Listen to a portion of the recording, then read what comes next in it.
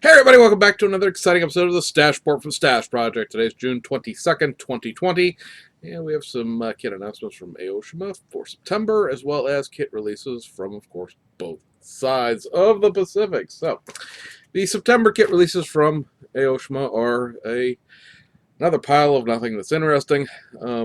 It just, I guess it is what it is in this sense. I mean, if you haven't gotten some of these kits, I'm sure you're happy to see them get reissued, but all in all, it's uh, compared to where we were with Aoshima, say 5 years ago, when we were getting all of these supercar kits and whatnot, it's a little disappointing, but I understand. Don't have to like it though. Anyway, so your reissues for September 2020 in Aoshima are the 1971 Nissan Skyline GTR, your 1974 C110 Skyline GTX, your 1981 C210 Skyline 2000 GT, your 86 Nissan Laurel 3.0 Ultima, your 87 Nissan Cedric Gloria Y31. That's one of those kits where the grills and the trim and a few other things make up the kit, and so you can build either one out of the box. Also getting a reissue of the 91 Nissan Safari, the Mines Nissan R34 GTR, which of course is my personal favorite, R34, and then a reissue of the Rally Art Mitsubishi Evo 10, which is always a kit that if you're interested in Evo 10s, you want to pick up when you see it come by, because it is the only Evo 10 that Aoshima did that has the left-hand drive components inside of it. There are going to be 4 sets of wheels for the month of September. All of these are intriguing in the sense that they have never been done as an independent wheel set before. So you have your 18-inch work Gnosis wheels. Those are from a K-brake crown that was done back in like 2013. 17-inch Stitch Sauber, which was from a VIP, the name of the actual VIP tuning company escapes my mind right now, Nissan President. And then your 18-inch Volk Racing G25s and your Enki RS05RRs. Now, those are the wheels from the Rocket Bunny Toyota 86 kits, the Enki Racing and the Volk Racing ones. So the Enki wheels are the ones from the red car, and the Volk Racing ones are the ones from the black car. Those are, again, somewhat intriguing in the sense that they will ship with the low-profile negative camber tires that those Rocket Bunnies come with.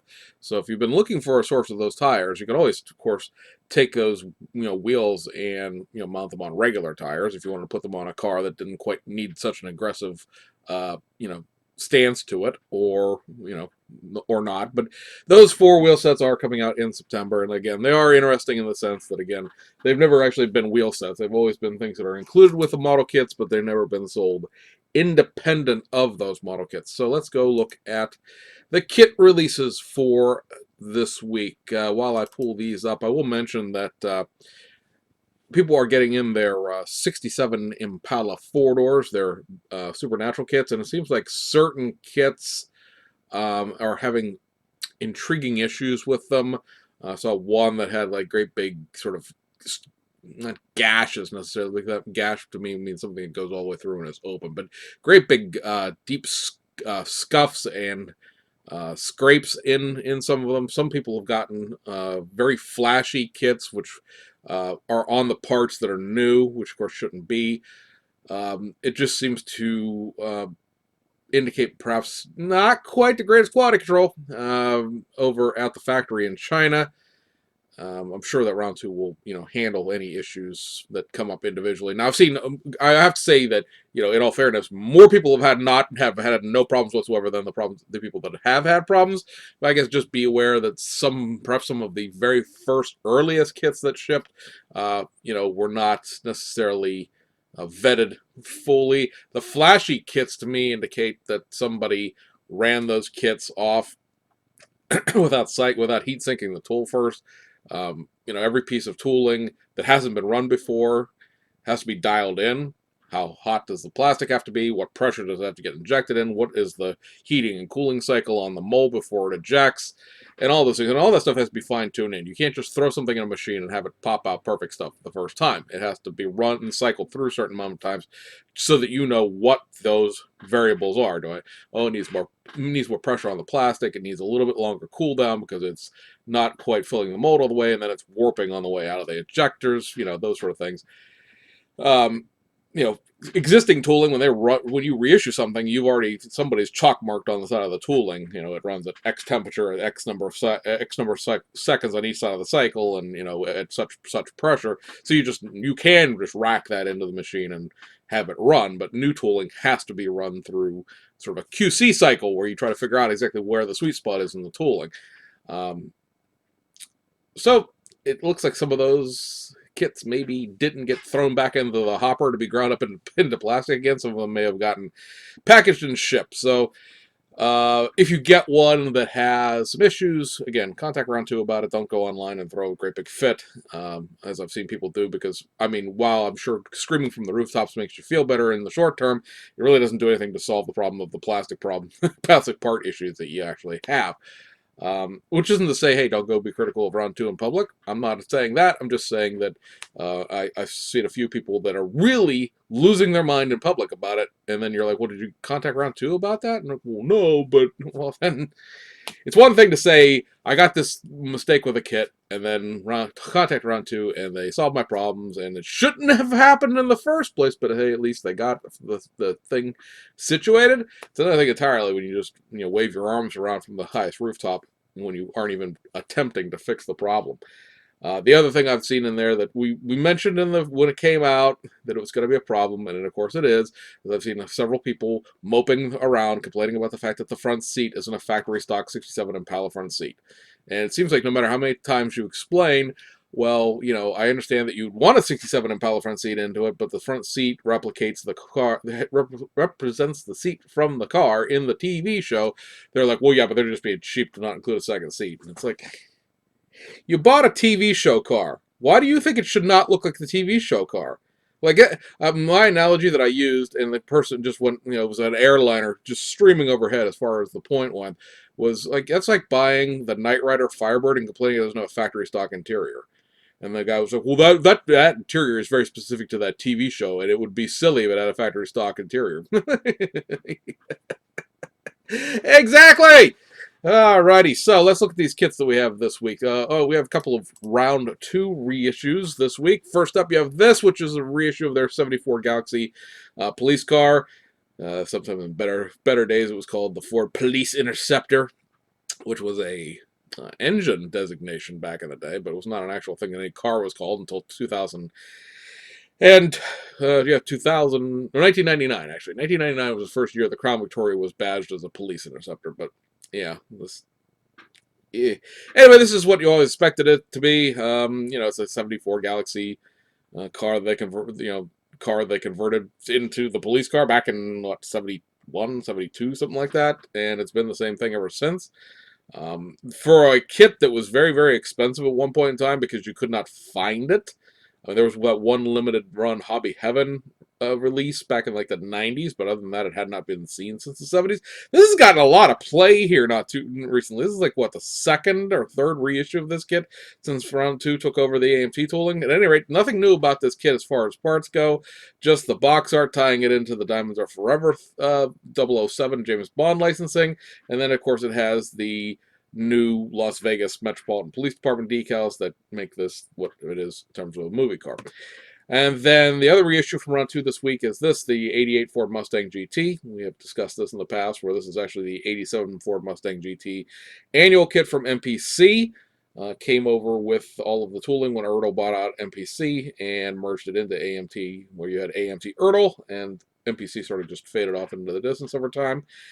3 or 4 releases of this since 1987, mostly in the 2000s. Nothing new about this kit at all. Same thing. Just a new box art where apparently we took the Mustang out and lost it in the middle of the Bonneville Salt Flats. And, like we talked about with this kit, it is of that era and that age where the headlights are just on the chrome tree, little flat pieces of plastic that go into the body. So know that going in, know they didn't put real headlights into it. And then everything else we have is over in Japan. We have some Hasegawa releases. We have some Aoshima releases. We have a new, well, not new, but a new release in the sense that it hasn't been done before, release from Nunu. And then we have some Ebro. Very rare to get an Ebro kit. So let's talk about our Aoshima stuff, since it is just all reissues. You have the Toyota 86 newer kit. This has the parts to do both the 2012 and the 2016 kits. This should have, I didn't actually check, but it should have the parts to do the Scion logos and stuff like that, because the older version of this, of course, wasn't a Toyota 86. It's back when Scion still existed, so it should still have the Scion FRS stuff in it. The newer 2016 one would be a Toyota 86 for everybody, because at that point Scion as a brand had been pulled out of the United States and sort of silently shuffled off into the automotive graveyard. As it turned out, selling Toyotas to kids didn't sell any more than Toyota sold to kids normally. So you could build, like I said, build either way. Biggest differences in between the two are the wheels and the front fascia. There's a few other differences in the parts, but they are left-hand drive and all that sort of thing. But this, like I said, this was sort of a combo kit when it came out that lets you build it either way. And then you have this, which is the Subaru BRZ STI, and this just was called the STI Concept when it came out. Now, I don't necessarily know for a fact that these parts are available from Subaru, but they've just sort of called it like STI front lip spoiler, STI rear lip spoiler, or rear deck spoiler, and a couple of things. This does come with left-hand drive, so this, I guess, is going to be their sort of going forwards BRZ, unless they reissue the 2012 factory stock kit. This doesn't build factory stock in the sense that there aren't factory stock wheels in this, but it does, like I said, come with left-hand drive dashboard and US spec decals and things like that. So it's kind of an interesting kit in that sense. When it came out originally, it was a JDM only car. Now this kit also does not have an engine, so that going in. The 86 does. And then you have this, which is a reissue of their JZX 100 Toyota Chaser in the Vertex Tuner edition. So there is that kit back out there for anyone who's interested. It's already been reissued once in the new boxings. And then the last thing from Aoshima this week in its new boxing, nominally in this new supercar lineup that they're doing, is a reissue of the Lamborghini Countach 5000 Quattro. The only difference between this and the original kit that came out, which, let me go back to my camera here if I point to it, which is this white one here down on the bottom right here, is the fact that the car, though it's not a white box, it's the exact same car in the exact same pose, just in a white field instead of a black one. So that's how you tell that the boxing's apart, but otherwise there's no difference between those two kits in their actual contents. And then we have the Hasegawa kits this week, which are, again, some of the Shizuoka Hobby Show stuff that, never technically happened, but the kits still exist. First up, we have the Leighton House Lola T9050 Formula 3000 car. So this is just a rebox of their T9050 Formula 3000 Japanese series race car with new livery. So for people who are collecting those are 124 scale, not 120 scale, so it's one of those. And then the other kit from Hasegawa we have this week is this, which is one of the major retools for the summer, and it is the Nissan BLUEBIRD SSS-R early 1987. So this is that car we've talked about ever since it was announced. Ever since the BLUEBIRD came out originally, we've talked about this kit being something that was going to be coming. And the SSR is the nominally known in Japan anyway as being the most rally prepped car that you could purchase from a dealership. This thing actually has half a cage installed from the factory. The back half of the cage over the passenger seats are already in there when you bought the car. And it also came with those big spotlights mounted into the front bumper. So those things came with it. It's got the factory SSR striping package here, although I do believe, from my memory serving me correctly, you do have to paint the lower part of the two-tone. Like the striping package that comes down through the doors and over the roof is there, but the actual red and blue on the bumpers, you do have to paint those. They're not big decals. It'd be fairly impossible to put it on there as decals. Let's be honest, they're incredibly compounded curves, and the front bumper's got a whole bunch of holes in it and stuff like that. So painting it is obviously the much better option. Anyway, but they do include the sort of top pinstriping so that you can square off the stripes at the right level, and they'll have that gap of white between the red pinstripe and the red actual paint itself. There's 2 parts runner's worth of new parts to this if you don't count things like wheels. So a bunch of stuff here. Obviously, the most obvious stuff is it's got a new hood with a hood scoop. It's got those big front spotlights in it, the new wheels, the sort of rally prep, if you will, mud flaps, the half cage on the inside. There's a new steering wheel. There's a bunch of new parts, well, several new parts in the interior. There are skid plates for the bottom of the car because, again, you were supposed to buy this and you were supposed to go amateur rallying with it. It was not really something you were supposed to drive around with. One thing I did notice with the tooling here is the fact that there is what looks to be a front grille on the new parts tree that you do not use in this kit, so that it would lend me to believe that there is a late version of this SSS-R coming out that has the sort of later U12 generation grill and things like that in it. It has a slightly different paint job, one I like better than this one, but I mean, there's nothing saying you have to paint it with this in the color in the first place, but if you really bought the complete factory package, you got this striping and paint package as well. So that's back out, or well, it's back out and newly retooled. So that is one of the major kits from this summer's thing. Now, there's still the 2 brand new tool kits coming. One should be out this month, one should be out next month. But as far as like the major modified toolings, that was probably pretty much the biggest one. Over at Nunu Hobby Platts, we have, and I'll say Nunu Hobby Platts because Platts is the distributor here, is this, the BMW M3 E30 in the Group A 1991 Autotech liveried this is a 2-in-1 decal package. So the box art represents the car as it ran in the Japanese Touring Car Championship. In 1991, go back and watch all our Japanese Touring Car Championship modeling videos. The racing series was broke down into 3 different groups. You had a Division 1, which were things like Nissan GTRs. But in 1991, they were pretty much all Nissan GTRs. Then you had Group 2, or Division 2, which at the time was pretty much all BMW M3s, and then you had Division 3, which are all of the sort of, 4-cylinder Japanese cars you would think of, Civics, Levins, or Corollas, depending on what year it is, and all of those things. The Gemini, Isuzu Gemini, one is a JTCC car, but Hasegawa refuses to listen to me about. I mean, they may at some point, but I just like to have it. I like to have it already. And the other decal set in here is the Autotech livery as it ran at the 1991 Ghia Race in Macau, where the car finished 5th. The JTC, the Japanese touring car version, was the Division 2 champion that year, and the car won, I want to say, 3 of the 7 races or 4 of the 7 races, so it did really well. The car on the box art is the championship car.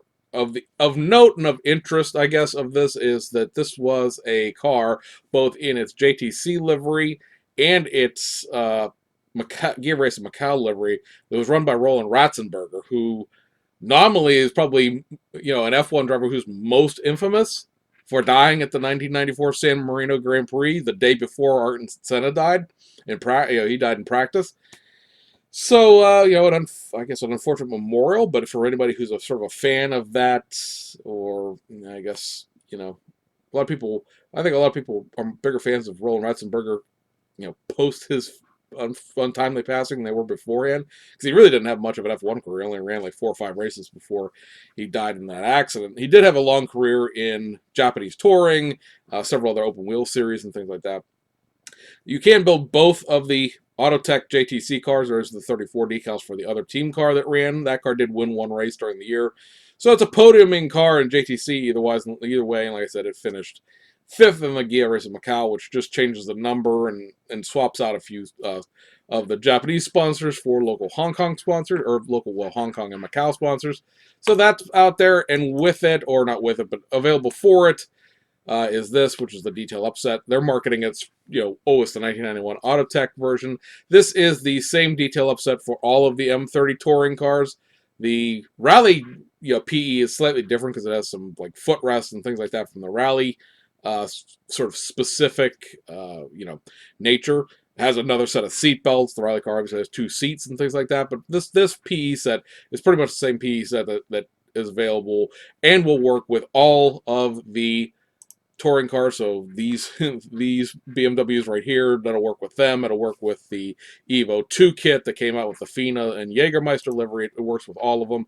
It just now has a Platts hang tag and new hang tag rather than the old BMAX one. So there is that. For people who still haven't figured out how that all works, yes, that is the BMAX tooling. It's not a new kit from Nunu. And last we have the Ebro kit. So I wish there was something more I could show you with this, because this is more a placeholder than the actual box art. But even though it's in Hobby Search, for whatever reason, hasn't gotten around taking a picture of the box art or posting the actual contents. So I'm going to tell you about this kit and leave you to your own devices with it. It is a modified reissue. It's a 1/20th scale Team Lotus Type 49C from the 1970 F1 season. Now, Ebro has done a Type 49 and then a Type 49B, which is the one with a big weird wing on the aluminum stilt look thing. So I assume that this is an evolution of that tooling. It's not going to be a new tool, which would have that new rear wing on it. Like I said, I don't know enough about F1 to just instantaneously tell you what the difference is between the A, B, and C versions of the Type 49 Lotus are. And, you know, if you're interested in it, I assume you do. I mean, obviously, from looking at the placeholder, the biggest difference, obviously, is the different rear wing. But, so, yeah, that's out. Again, if somebody will post the box contents, I could probably get a better look at it, because the box contents exist for the 49B. So if I compare them side by side, I can tell you what's different. But that is sort of what it is. And this will be our last kit this week, and it is the Renault 4 GTL reissue from Ebro. So this is their Renault 4L as the GTL from late in production. I want to say this is like a 1980s Renault 4 GTL for them. It comes with basically one parts runner full of things that you could have always bought from Ebro behind the scenes if you knew how to order it, which includes like the lower rocker, gray little panels on the lower rocker part of the body, the wheels, which I don't know how to describe those. They're sort of like 3-spoke, 3-lug things. I mean, it's a Renault. How sporty is it going to get? There's a different steering wheel, and there's a couple other different pieces for the body that convert it sort of the late piece. And then the major thing, if you have one of these Ebro Renault 4Ls already, is the fact that this is a steel body version. The kit that came out originally, the original 4L, which, again, let me see if it's on camera. It's right there. This Renault 4L right there has a cloth opening roof that you can do either open or close depending on how you want to build it. But the steel body version has always been available. Again, the body itself is always available for sale from Ebro, and they finally got around to just putting all of those parts that you could buy separately if you knew who to talk to, and put them into a mass-produced kit for everybody else that didn't know or didn't bother to care or didn't want to. The Ford GTL is a 4L, how you want to look at it, is a full detail kit, does have a full engine and all that stuff, considering the fact that it is Renault, but it is a full detail kit, so you have that to look forward to if you want one. I bought one, not, thinking, oh, hey, why not, sort of thing. I mean, I have the 4L from Heller, which is also a GTL, but it's a slightly earlier GTL, when the GTL model trim level first came out, and then I've got the 4L. Like I said, it's an open roof version, which builds a very early 60s Renault 4. And so I guess why not? Why don't I need another $54 French model kit that I'm never going to build? So anyway, guys, that wraps up this one. Hope you guys had a great weekend, and we'll see you guys on the other side.